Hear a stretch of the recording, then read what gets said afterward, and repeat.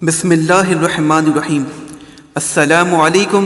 Rice T V کی طرف سے میں ہوں عبد الباسط اور آپ دیکھ رہے ہیں رائس ٹی وی۔ امید کرتا ہوں آپ سب جہاں بھی ہوں گے وہ خیریت سے ہوں گے۔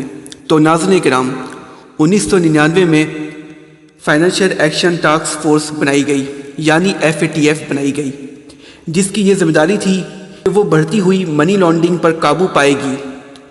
اس کے تقریباً 12 سال کے بعد 9/11 کا واقعہ پیش آیا اور FATF کو ایک اور ذمہ داری سونپ دی گئی۔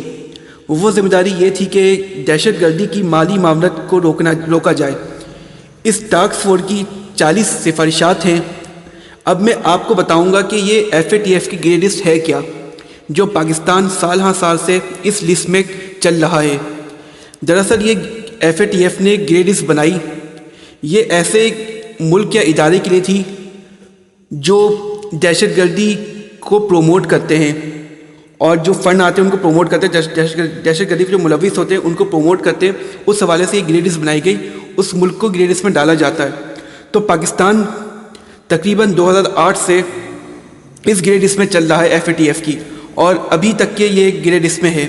ابھی حالیہ دنوں میں ریسنٹلی جو ابھی ان کی جو میٹنگس ہوتی ہے FATF کی، اس میں بھی پاکستان کو 4 مہینے کی مہلت دی گئی ہے۔ ابھی تقریباً فروری ہے، مارچ، اپریل، مئی، جون میں یہ مہلت ختم ہوگی۔ ان کو کہا گیا پاکستان کو کہ آپ سارے جو پاکستان نے 27 میں سے 24 نکات پر کام کر لیا ہے، 3 نکات ابھی بھی باقی ہے، تو پاکستان کو یہ 3 نکات اور صحیح کرنے ہیں تاکہ پاکستان گرے لسٹ سے وائٹ لسٹ میں آ سکے۔ ہماری اللہ سے یہی دعا ہے کہ پاکستان اب گرے لسٹ سے نکل جائے اور وائٹ لسٹ میں آ جائے، کیونکہ اگر گرے لسٹ میں کوئی بھی ملک رہتا ہے تو اس کی اکنامی کو بہت زیادہ نقصان پہنچتا ہے، اور پاکستان کی اکنامی کو 2008 سے لے کر تقریباً 12 سال ہو چکے ہیں، ابھی تک پاکستان کی اکنامی کو بہت زیادہ سے نقصان پہنچا ہے۔ دیکھنا یہ ہے کہ کیا عمران خان کی حکومت اس میں وائٹ ہاؤس اس کو کرا سکتی ہے، گرے لسٹ سے وائٹ میں لسٹ میں کرا سکتی ہے۔ دیکھتے ہیں ویورس کیا ہوتا ہے۔ ویورس آپ کی اس میں کیا رائے؟ آپ کی جو بھی رائے آپ ہمیں کمنٹ سیکشن میں بتا سکتے ہیں۔ اگر آپ کو ہماری ویڈیو اچھی لگی ہو تو آپ اسے پلیز سبسکرائب کریں۔ Thank you so much.